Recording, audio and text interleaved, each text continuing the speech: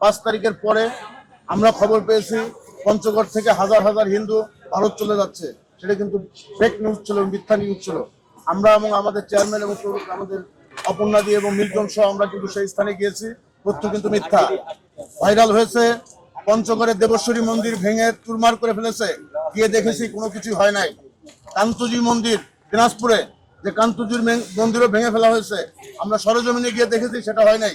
আপনাদের মানে আমাদের এই রমনা কালী মন্দির এবং বাংলাদেশ হিন্দু বৌদ্ধ খ্রিস্টান কল্যাণ ফ্রন্টের পক্ষ থেকে এবং স্যারের পক্ষ থেকে, মাননীয় উপদেষ্টা তার পক্ষ থেকে বলছি বিনীতভাবে, আপনারা কোনো নিউজ সঠিকতা বিচার না করে আপনারা সেই নিউজটা করবেন না। কারণ এদেশ অসাম্প্রদায়িক বাংলাদেশ। দীর্ঘদিন যাবৎ হিন্দু মুসলমান বৌদ্ধ খ্রিস্টান একসাথে দেশে বসবাস করছে। দীর্ঘ 15 বছর পর আবার নতুন ভাবে বাংলাদেশ, আগামীর বাংলাদেশ, সুন্দর বাংলাদেশের পথে আমরা কিন্তু চলছি। এই জায়গায় যাতে আমরা বিভ্রান্ত না হয়, সেই কারণে সবাইকে আমরা অনুরোধ করবো আপনাদেরকে এই জায়গায় আপনারা খেয়াল রাখবেন। এই রাষ্ট্রটা আমার, রাষ্ট্রটা আপনাদেরও। এই রাষ্ট্রের একজন সন্তান যদি খারাপ থাকে, সেটা আপনারও ভালো লাগবে না।